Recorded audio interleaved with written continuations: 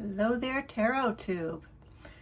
It's a surprisingly cool, crisp morning in July 1st, as I'm taping this. And I wanted to chat about how June 2024 has gone for me and how cards have been playing a role in my life. It's changed a little bit. Life does change, right? So I'm going to start with the decks that I've been using and probably interweave some stories about just life in general and some inspiration that I've gotten. So we'll start with this and say that, the entire world went through a really big transition with the pandemic, with the COVID shutdown. And I think a lot of us had to transition a lot of our activities in our life into online stuff. And I've found that I may have been sort of hanging on to some of that online business more than I needed to. So I started by taking off all of my subscriptions. I canceled all my YouTube subscriptions, all of my Patreon subscriptions, all my social groups. I just canceled everything.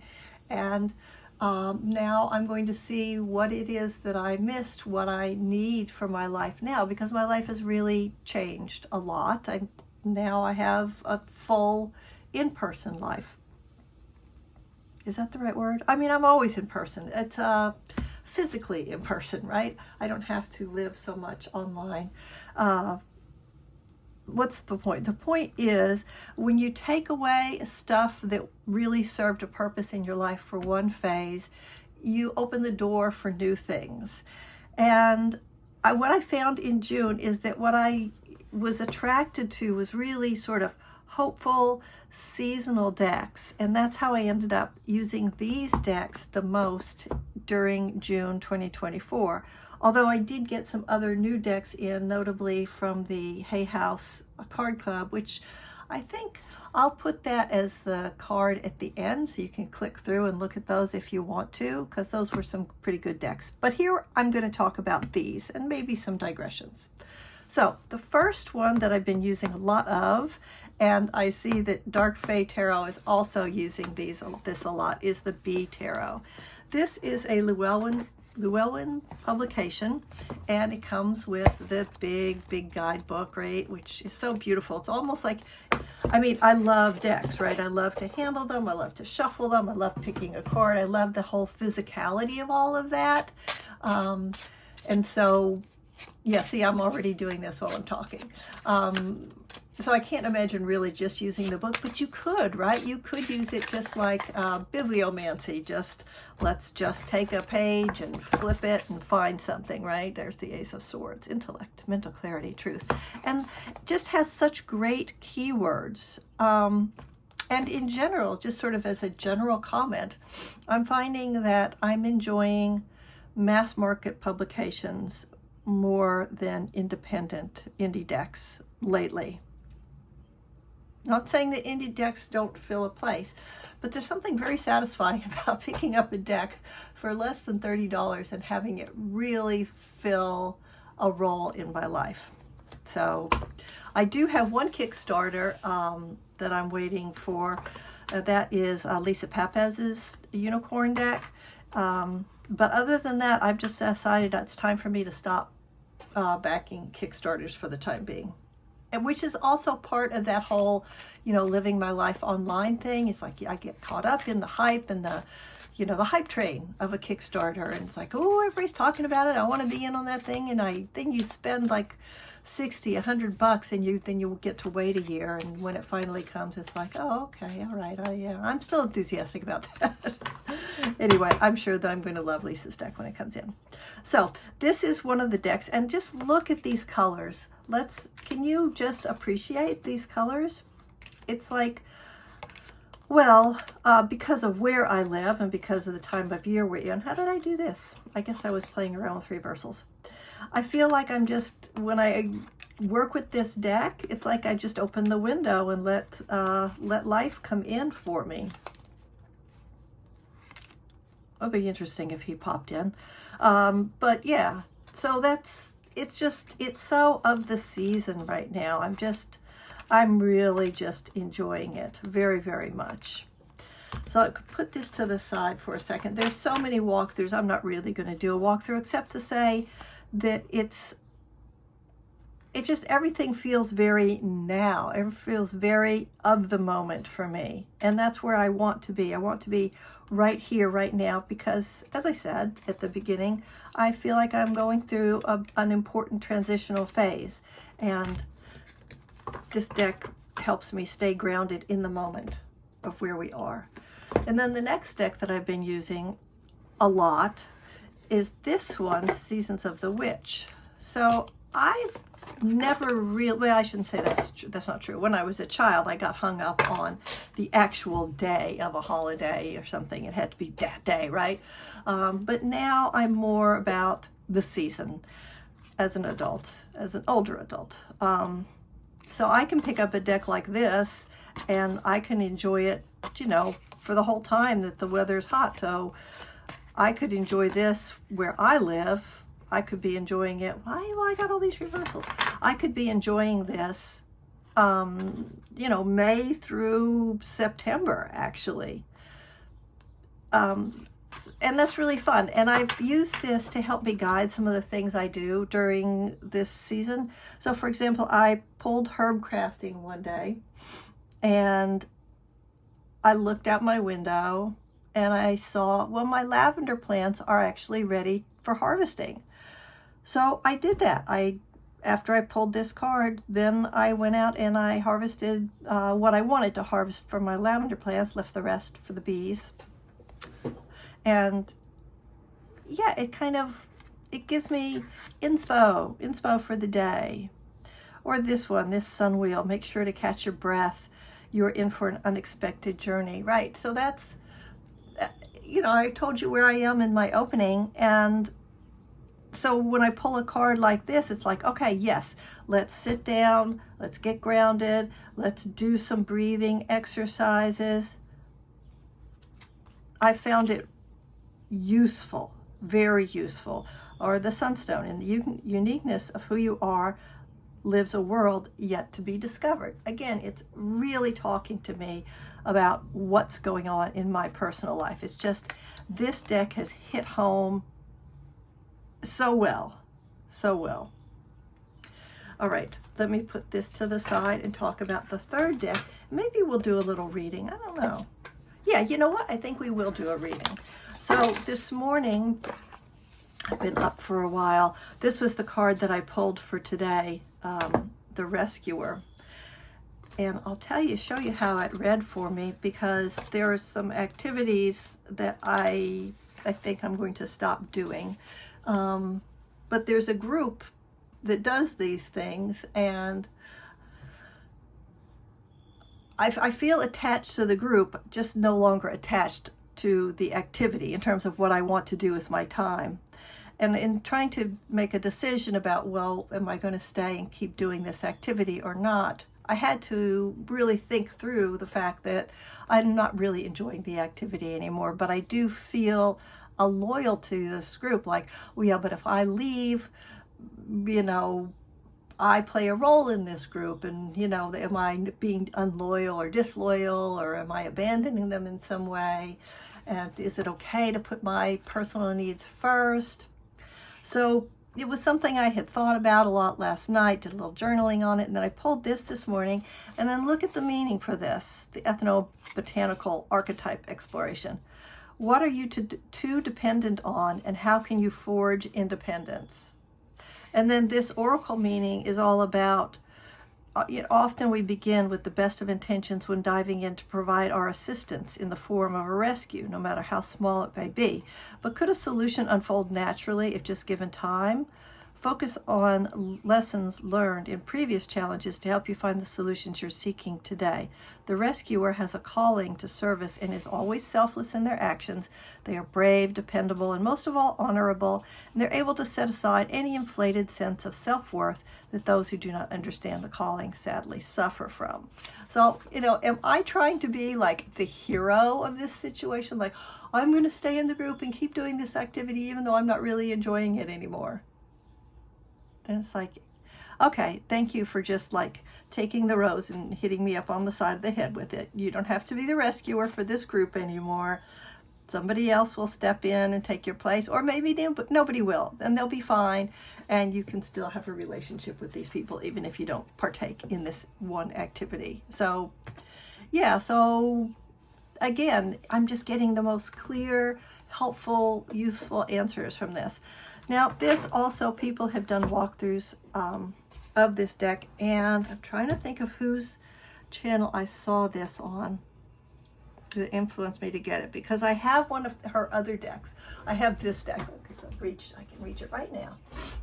This one, Flowers of the Night. And I've thought about rehoming it on many occasions, but then I couldn't find a home for it, so I ended up keeping it. And I don't really pull it to use it, even though every new moon comes around, I'm like, come on, pull that deck, use it, and I just don't. But this deck, it so resonates with me, and it makes me sort of ponder the fact that you could sort of write off a creator's work when one deck doesn't resonate with you, and then another deck comes along and it does. Oh, sorry, you can probably hear the allergies in my voice. Sorry about that. But look how beautiful this deck is. I love it, and I love the way the cards feel. It's a rock pool, and it's interesting to me because this deck, also rock pool, I don't love. Let's be honest. It's like, see how shiny it is? And the cards feel different. This one feels better. I don't need this, but because this isn't a thick deck, I can still shuffle it. When I have this on a tarot deck, sometimes I have a hard time shuffling it. But yeah, this one, I just never reach for it. Isn't that the funniest thing? So, there's a little lesson for me, maybe for you too, that, keep an open mind about creators. They may come up with something that you do like, even if you had a previous experience that hasn't resonated, which isn't to say, this could resonate with me sometime in the future. This is a bit of a ramble, isn't it? That's okay. I'm in that mood today. So I did say maybe I would do a little reading for myself, and you can see kind of how I've been working with this. So this one gives me really strong archetype energy. So when I'm working with this deck, I tend to ask questions like, what kind of energy do I want to embody if I want to pursue such and such a goal's too hard of a word, but course of action. This one, I might ask questions about, what shall I do with myself today? Or, what might I expect? What might be coming up for me? And this one, I just sort of treat like any other tarot. That makes it sound so common. It's not common at all. But this one, I might look at, just ask a tarot question. Or sometimes I don't ask questions. And that's what I am going to ask a question. I'm going to ask a question because I set this up here because I was going to talk about the role that role-playing games has been playing in my life during the month of June. I've been playing a lot of role-playing games, which I had been all along, actually, for the last few years. But more in June than ever before. And it's just been so much fun for me. I've really enjoyed it. And I'm focusing on using the tarot in games that are not built around the tarot, and in discovering new role-playing games or new to me, games that do work with the tarot. So if you're interested in tarot games, I'm going to be making more videos about that because I've been playing more, and I realized I could make videos about that and people might find it entertaining. So I'm going to do that. So if you're interested in that and you're not subscribed, be sure to subscribe so you'll see them. All right. In fact, more mumbling.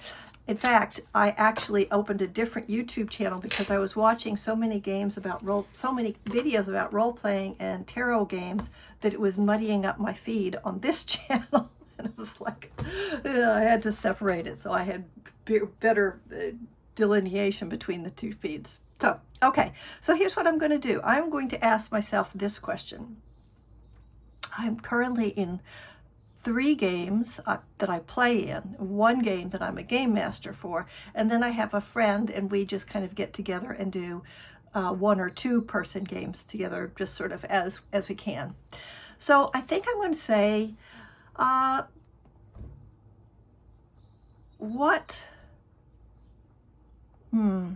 shall I phrase this? You know, ask the question that you ask really is important. And sometimes when I can't come up with a good question, I just say, you know, give me some info, some good info and inspo. That's it. I'm just going to ask. I'm going to say, I need some inspiration for these games that I'm playing and running. What should I pay attention to? Oh, here we go. What should I pay attention to during the month of July? All right, so I'll put sort of a frame around it by using a time frame. What can I use? Where can I look for inspiration during the month of July in relationship to the role-playing games that I'm playing? All right, that was a long question, but it was a question. So this is the deck that I use for sort of archetypal energy.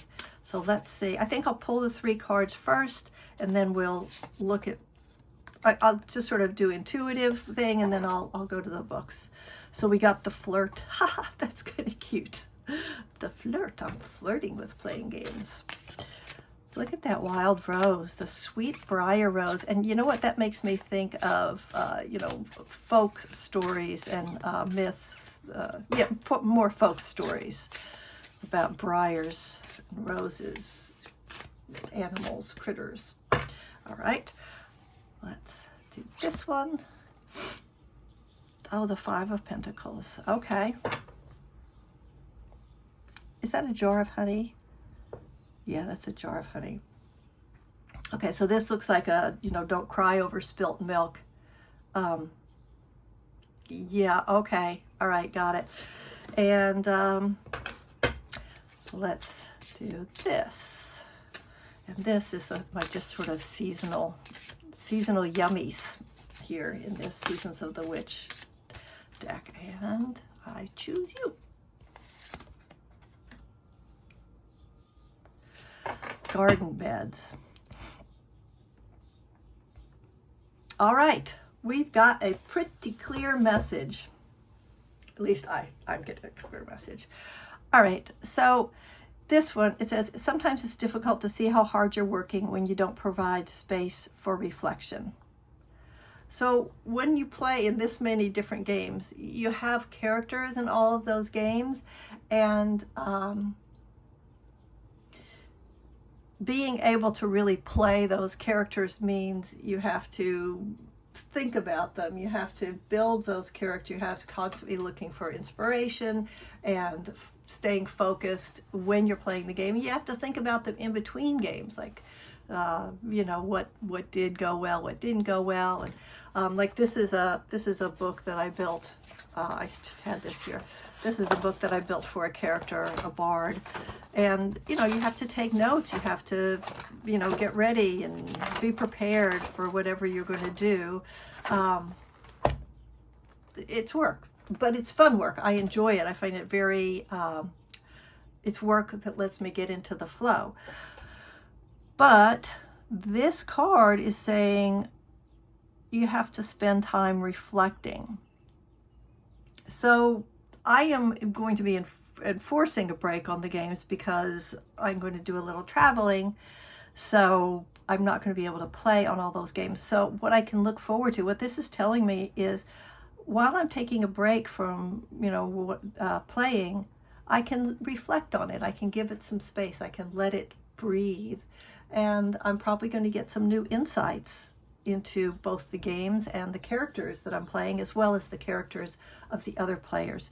It'll be nice to have that little space. And this 5 of Pentacles with this don't cry over spilt honey energy going on. One of the games I'm probably going to leave. I'm 90% decided I'm going to leave. And in fact, I was talking about, you know, inspiration during the month of June. So this game, there is a tea shop near the shop where I play the game. And the tea shop closed last week, 2 weeks ago. And when I was walking home from the game, And I didn't have fun the last time I played. And I was walking home from the game, and I walked by the empty tea shop, which it hadn't been emptied out yet. It was just closed. But yesterday it was actually closed, and the shop was completely empty. And I looked at it and I thought, I think this is a sign. I think this is a sign. It's done. And here it's like, well, yes, but look, I've got all these other games that I can play in, and I have the game that I'm running, and it is sad that this game has run its course for me, but it's not the end of the world. And I can find solace. I can grieve it. I can move on and find solace in the other activities that I choose to do, some of which may have nothing to do with role-playing games. All right, and then this one, The Flirt, the Wild Rose. Let's see what this one says, because I feel like I feel like what this is telling me is when I give myself some space to reflect, I'm going to make some decisions about, what stays and what goes. That's going to open things up for me, like that tea shop that is now just a white box. In that open space is the opportunity to flirt with something new. Maybe something new is going to come that I can't even conceive of right now, because I'm just going to give it space and see what happens. But let's see what the book says. All right. I'm going to open my heart to a more playful and lighter outlook on what is before, to allow me the space to go beyond any negativity clouding my judgment, go through all the options, even those that may seem rather remote, before making my decision. It's too easy to let something that seems good at the time get away from you, and for this to become your long-term and perhaps not substantial enough reality. Oh my goodness. This is telling me to leave the game. The flirt may know how to connect with others through a veil of lightness, but beware of what is on offer in exchange for that attention. Why don't you play a little and have fun a little and experiment a little more? Wow. Okay, for me, that's as clear as day. It's time for me to, I committed to something because it was the right thing at the time. It's not the right thing anymore. It's time for me to play a little, have fun. This isn't fun. Have fun. That's my choice. I can do that. Let's read about this rose, because, I'm intrigued by this rose. Native throughout much of Europe, the sweet in the sweetbriar name refers to the apple-like fragrance of the flowers and foliage. It is also known as eglantine rose, and was so beloved by the English that it was often taken across the world as a reminder of home during colonization. All right, there's a little dark note there. Now it is considered a pest in many parts of the world due to its invasiveness. Oh, there's an analogy for colonialism. It grows between 10 and 15 feet and needs full sun for most of the day in soil that is well draining and fertile. Well, that's true for most roses. Flowers late spring to early summer. Oh, I can see why they would take it. So it smells good. It's got a long blue time. Meaning and uses: charm, playfulness, attention, connection, confidence. All right. Okay, that was pretty interesting reading. So that's it. That's the kind of stuff I've been doing all month, using these lovely decks. Let's get this centered up for a nice little closing shot. If you enjoyed this at all, got anything useful out of it, please hit that like button. Look at the beautiful backs on these decks. And if you're interested in maybe in getting some videos about playing games with tarot, and you're not subscribed, do subscribe, because I'm going to be working on that going forward. All right. Thanks. Bye. Go out there and find something playful that you can enjoy, like that nice rose. But don't colonize. Okay, bye.